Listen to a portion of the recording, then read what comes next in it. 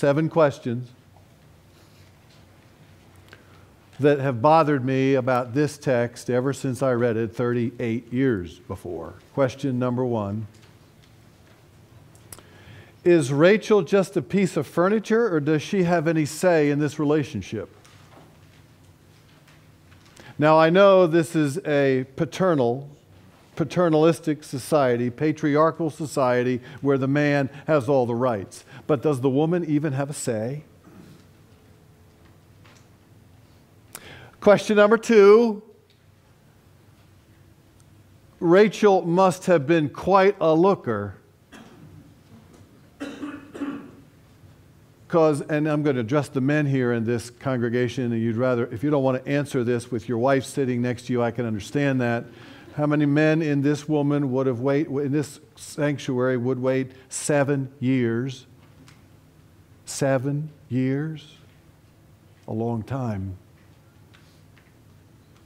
Question number 3, who gave Laban the right to substitute Leah for Rachel? Did they look alike?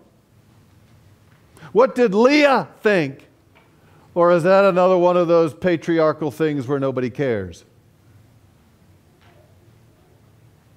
Question number 4. I don't know how to say this gingerly. Was Jacob that stupid? Now, don't you think you would have known? I mean, I know they had a feast earlier that evening, but did Jacob get that drunk? Question number 5. Gentlemen, don't answer. Those of you who would have waited 7 years for Rachel, would you be willing to wait another 7 years? That's 14 years total. 14 years times 365 is, I don't know how many, a long time.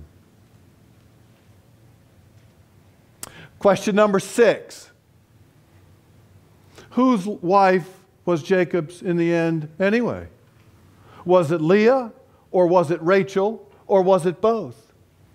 And if it was both, how's that work?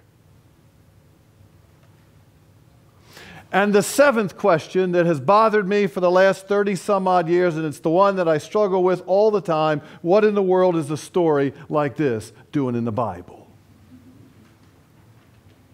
I thought the Bible was an ethics manual, a depiction of how God's holiness comes to the world, a sacred telling a divine story. I thought we were supposed to take care of the Bible, show the Bible respect and dignity.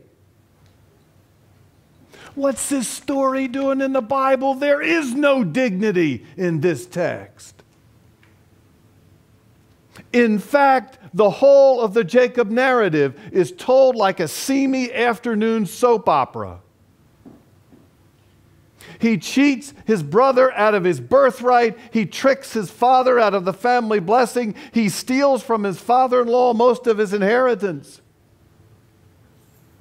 It has been said, and I agree with it, that Laban is like, and I think I can quote this, a double-barreled, dyed-in-the-wool con artist.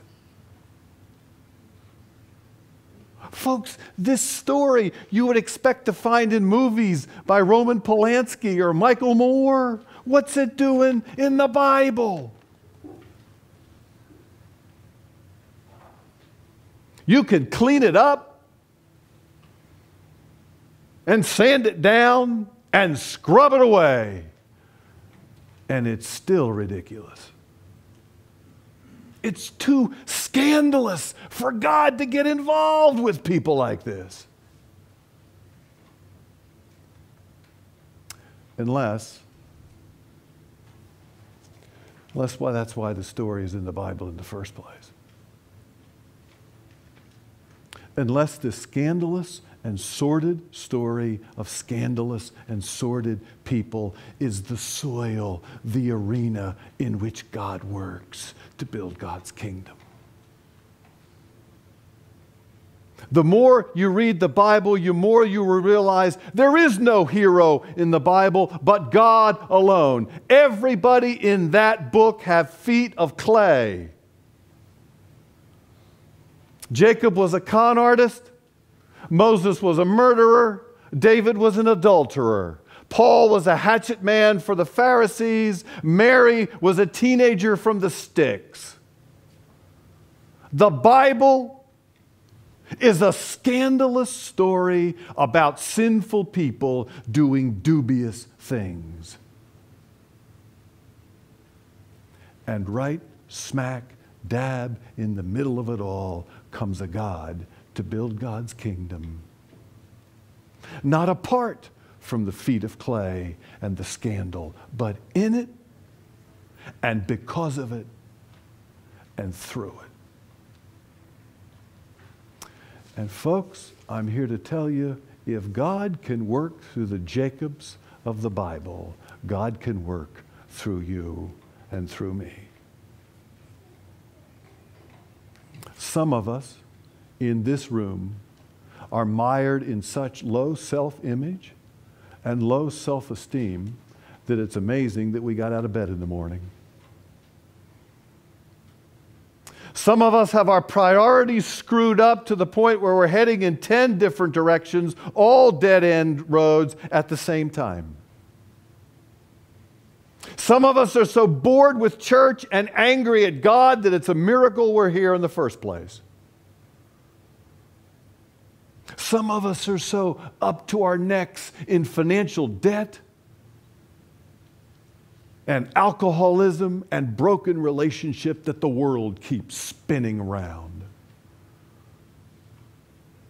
All of us are broken and cracked and face pathologies and fears and doubts, to the point where you begin to wonder if any of them would eliminate us from God's team. And then along comes Jacob to assure us, every one of us in this room, that God works through our feet of clay just like God worked through Jacob's. Folks, this double-barreled, dyed-in-the-wool con artist, as you know, became the father of the 12 tribes of Israel. Go figure. I wonder what God has in store for us. I wonder what difference in the kingdom of God our puny little lives are going to make. I offer you one final thought. Please don't sell yourselves short. Because if the story of Jacob teaches us anything at all, it teaches us this: that in the hands of God, we can say more than we know and do better than we are. Blessed be He.